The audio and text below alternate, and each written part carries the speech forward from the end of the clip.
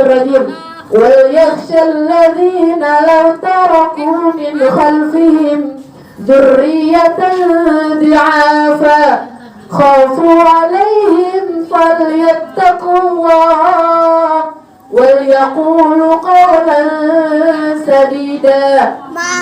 Dan hendaklah orang-orang takut kepada Allah apabila seandainya mereka meninggalkan anak keturunan mereka dalam keadaan lemah, yang mereka khawatirkan akan kesejahteraan mereka.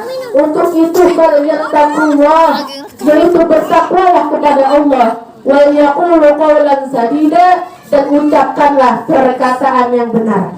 Dalam ayat ini Allah melarang kepada hambanya buat jangan ninggalin anak keturunan dalam keadaan lemah, baik lemah fisik, lemah ekonomi, lemah harta, lemah akhlak, terlebih lagi lemah ilmu agama.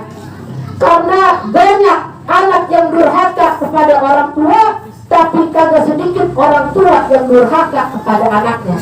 Bagaimana itu orang tua yang durhaka kepada anaknya? Orang tua yang kagak ngajarin ilmu agama kepada anaknya. Tuh, itu orang tua yang durhaka sama anaknya.